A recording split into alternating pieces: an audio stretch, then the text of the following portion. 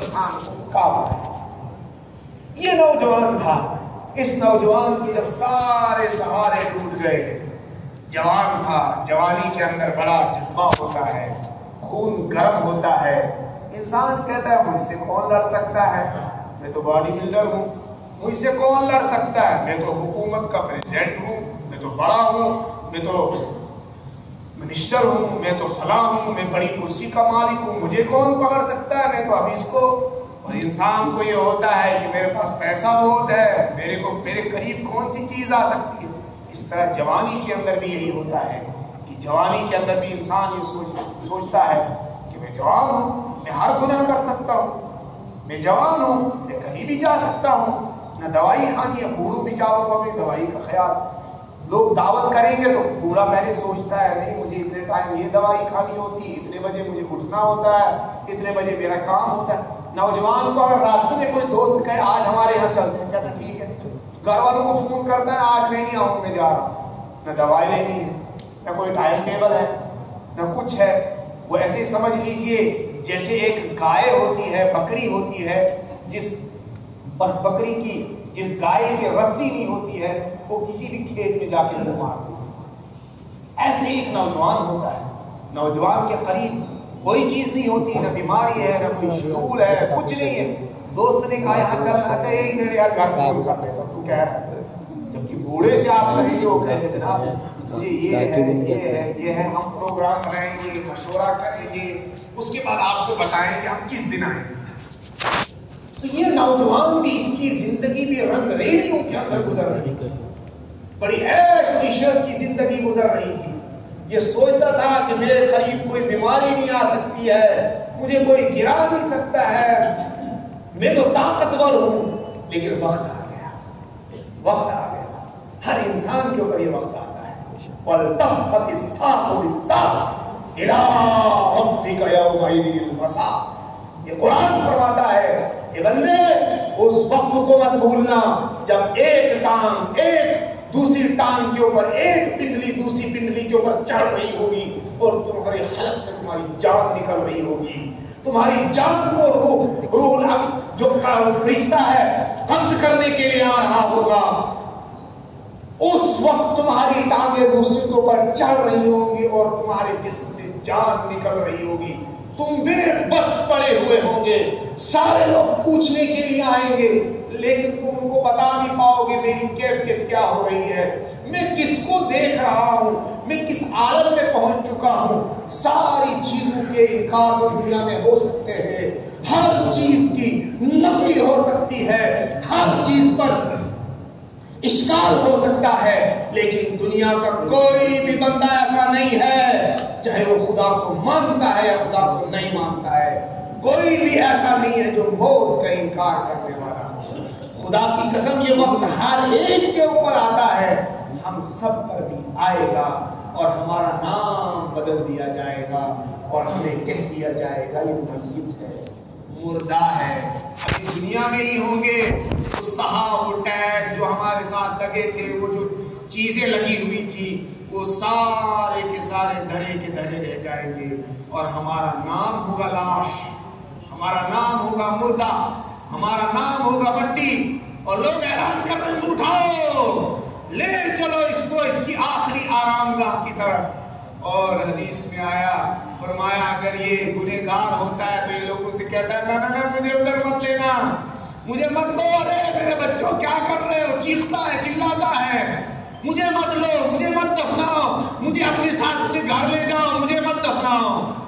ये कैफियत होती है जब कब्र में डाला जाता है, कब्र को बंद कर दिया जाता है, सन सन धन धन की आवाज आती है, फरिश्ते आते हैं, जोर से हथौड़ा मार कर एक जबरदस्त सी आवाज कर देते हैं, ये इंसान उठ के बैठ जाता है।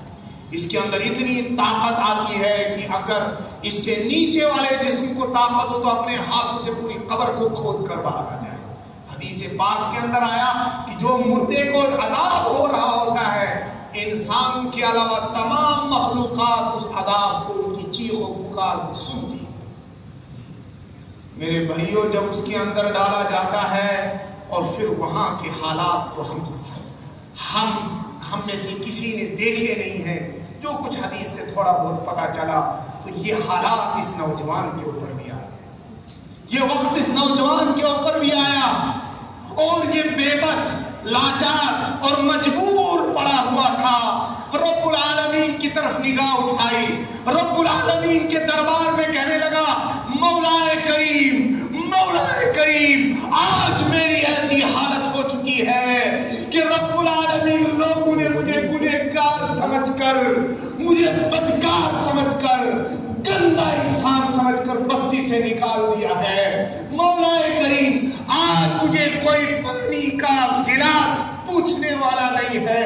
رب العالمین, میں تیرے سامنے اپنے گناہوں سے توبہ کرتا ہوں. رب العالمین, اگر تیری رحمت میرے گناہوں سے کم ہوتی ہو تو میں تجھ سے, اگر تیری بادشاہ میرے گناہ مجھے بخشنے سے کم ہوتی ہو تو میں تجھ سے بخشش کا سوال نہیں کرتا. اگر تیری حکومت کے اندر کوئی کمی نہیں ہوتی ہے رب العالمین, تو مجھے بخش دے, تو مجھے بخش دے. میں لاچار ہوں, میں مجبور ہوں, میں بے بس ہوں, میرا کوئی پرسان حال نہیں ہے, میں اس سخت بیماری میں مبتلا ہو گیا ہوں. اور یہ کہتے کہتے اس کی موت ہو گئی, وہ مر گئے. موسیٰ علیہ السلام اس وقت زندہ تھے, اپنی قوم کے اندر موسیٰ علیہ السلام موجود تھے. موسیٰ علیہ السلام پر وحی نازل ہوتی ہے, اے موسیٰ, لوگوں میں اعلان کر دو کہ میرا فلاں بندہ, میرا فلاں ولی فلاں جگہ پر انتقال کر چکا ہے. اس پوری بستی علاقے دنیا میں سے جو بھی شخص اس کا نماز جنازہ پڑھے گا رب العالمین اس کی مغفرت فرما دے گا. سارے بستی کے لوگ حیران ہو گئے, ارے یہ کون سا جنازہ ہے, یہ کون سا جنازہ ہے جس کا جنازہ پڑھنے سے ہماری بھی مغفرت ہو جائے گی. سارے لوگوں میں اعلان ہوا, لوگ بھاگتے بھاگتے جنگل پہنچے, پلٹ کر دیکھا کہ وہی نوجوان پڑا ہوا ہے جس نوجوان کو بستی سے نکالا تھا. موسیٰ علیہ السلام کے پاس آ گئے, موسیٰ علیہ السلام بھی گئے, دیکھا وہی نوجوان ہے. کہا موسیٰ علیہ السلام شاید کسی اور کے بارے میں رب العالمین کہہ رہا ہوگا, یہ تو وہی نوجوان ہے. موسیٰ علیہ السلام چونکہ کلیم اللہ تھے, اللہ سے وعدے کیا کرتے تھے, پھر وہی نازل ہوئی. موسیٰ علیہ السلام سے رب العالمین, موسیٰ علیہ السلام کہتے یا اللہ, یہاں تو وہ فلاں آدمی پڑا ہوا ہے. رب العالمین کہتا ہے موسیٰ, یہ حدیث مبارکہ میں ہے پورا واقعہ. موسیٰ, میں کیا کرتا, موسیٰ میں کیا کرتا, اس بندے نے مجھ سے اس طرح دل توڑ کر دعا کی, خدا کی قسم موسیٰ, صرف یہ بستی اور علاقہ نہیں, اگر یہ پوری دنیا کے انسانوں کے لیے مغفرت کی دعا کرتا تو میں اس کی اس دعا کے بدلے میں تمام کی مغفرت فرما دیتا. میرے بھائیو, ہم اس رب کو ماننے والے ہیں, ہم اس رب کو ماننے والے ہیں جس کا ظرف اتنا بڑا ہے کہ وہ سارے انسانوں کو بخش دے, تو اس کی مملکت میں, اس کی حکومت میں کوئی کمی نہیں. اگر وہ سب کو بخش دے تو اس کے دل کے اندر یہ بات نہیں آتی کہ میں نے کیوں بخش دیا.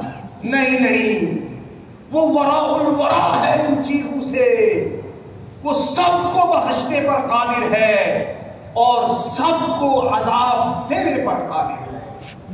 میرے بھائیو, اپنے اس رب سے محبت کرنا سیکھیے. آپ کو دنیا داری کی بڑی محبتیں سکھائی گئی. میں نے دیکھا یوٹیوب پہ بڑی پیار اور محبت کی سٹوریاں لوگ بناتے ہیں, دنیا داری کی محبت دکھاتے ہیں, خاص طور پر عشق و معشوقی دکھاتے ہیں, ناجائز اور گندی محبت کے تذکرے یوٹیوب پہ دکھاتے ہیں, اور نوجوان ہمارے لڑکے اور لڑکیاں 2-3 گھنٹے ان سٹوریوں کو دیکھتے ہیں. میرے بھائیوں, کبھی میرے پاس آؤ, میں رب سے محبت کی سٹوری تمہیں سناتا ہوں. کبھی ہم جائیں علماء کے پاس, ان کے پاس بیٹھیں, رب العالمین سے محبت کی داستانیں سنیں. وہ رب کتنی محبت کرتا ہے. چونکہ ہم نے دنیا کی محبت کو اتنا سنا کہ اس کی قدر ہمارے دلوں کے اندر آ گئی. ہم نے رب کو سنا ہی نہیں. ہم نے رب کی محبت کے قصے، رب کی محبت کے واقعات سنے نہیں. وہ رب کہاں سے ہمارے دلوں کے اندر آئے. اس لیے میرے بھائیوں، اب تھوڑا سا وقت بچا ہے. یہ تھوڑا سا وقت ہمارے پاس جو ہے یہ بڑا قیمتی ہے. ابھی تک جو ہم بیٹھے ہوئے ہیں، میں بس لاسٹ بات کہہ کر اپنی بات کو ختم کروں گا.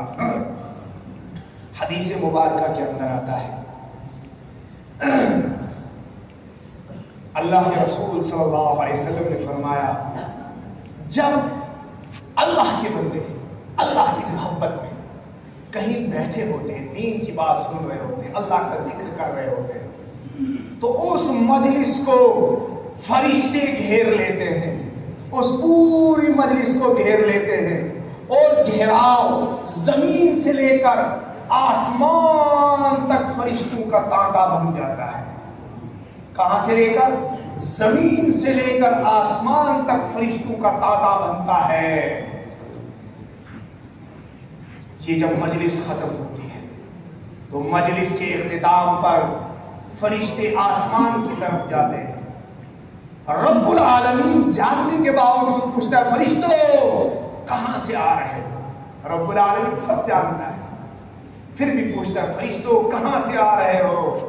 تو فرشتے کہتے ہیں، مولا کریم تیری زمین پر فلاں جگہ، فلاں بستی میں، جموں کے علاقے میں، بٹھنڈی کے اندر، مکہ مسجد کے اندر تیری یاد میں تیرے بندے بیٹھے ہوئے تھے.